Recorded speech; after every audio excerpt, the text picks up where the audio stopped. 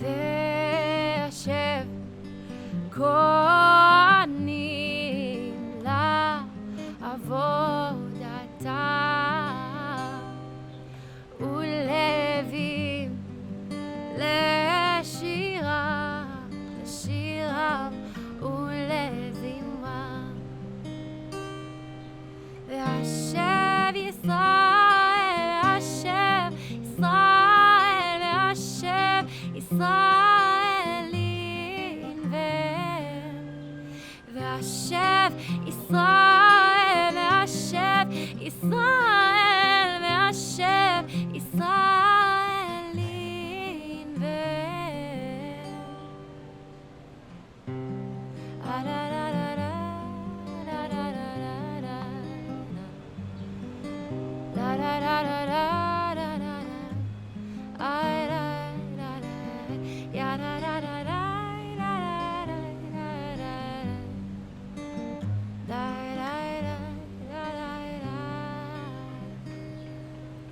Return again, return again, return to the land of your soul. Return again, return again, return to the land of your soul. Return to who you are, return to what you are, return to where you are, born and reborn again. Relive the joys of our fathers before you who died with the song of the land on their lips.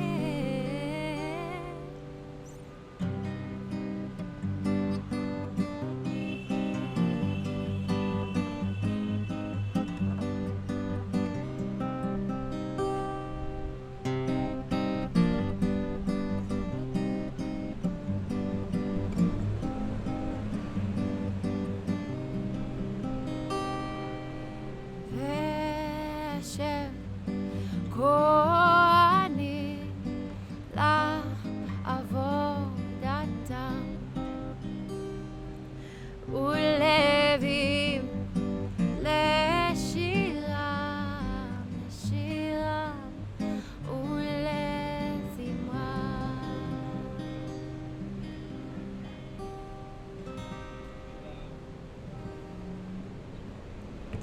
Hello. Welcome to Ancient Jerusalem. My name is Franny Weissman.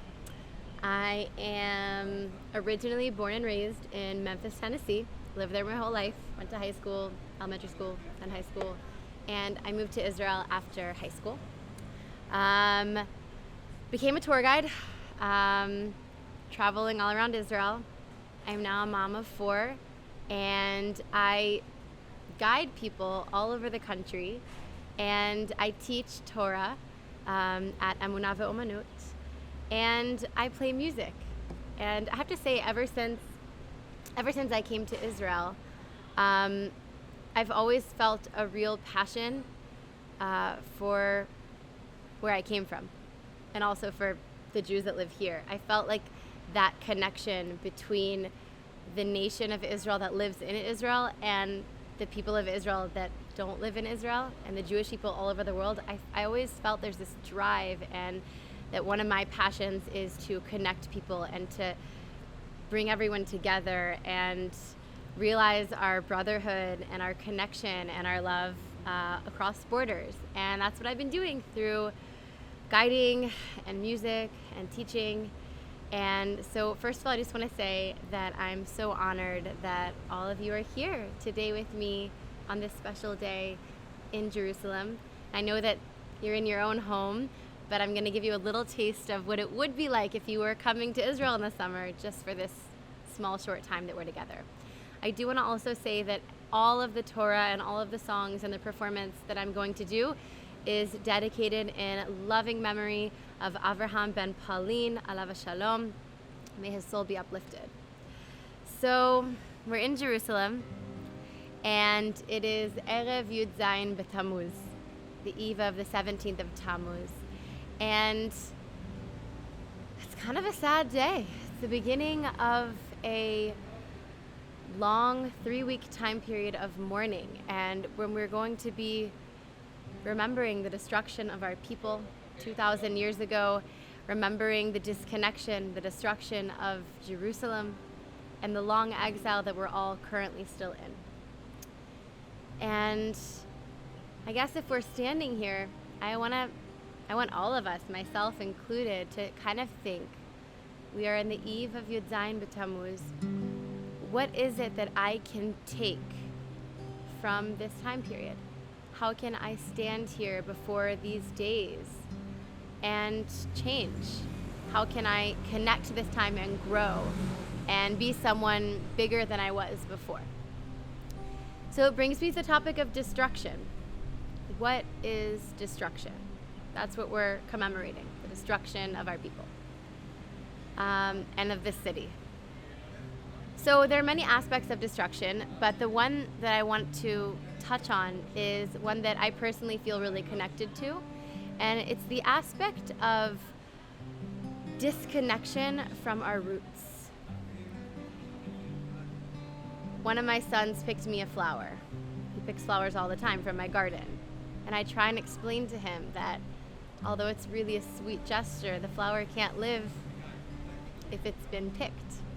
Because if you take something and you disconnect it from its root, from its source of vitality, from its energy, then even though it still looks kind of pretty, after a while it can't live anymore.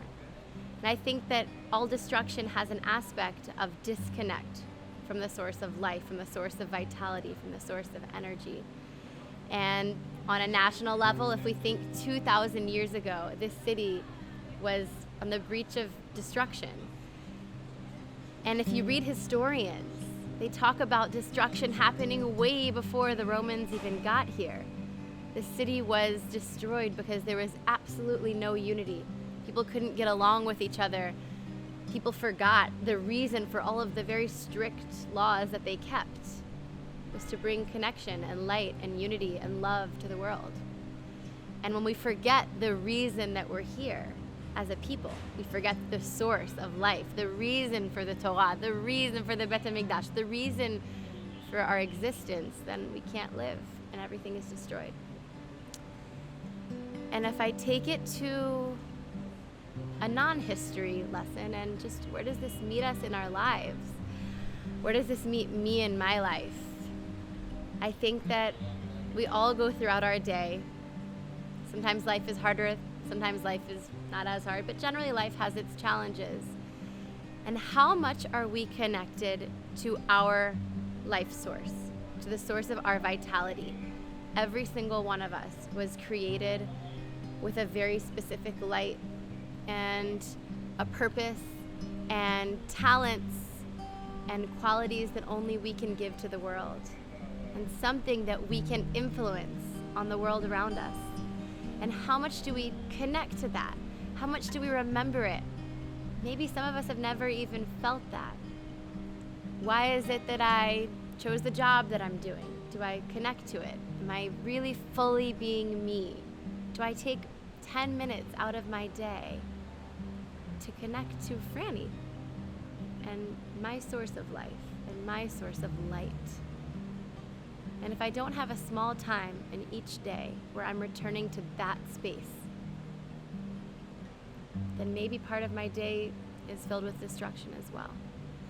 I chose to play this song by Shlomo Carlebach, Return, and it brings in the tefillah that we say every Shlosh Regalim, Pesach, Sukkot, and Shavuot in Musaf.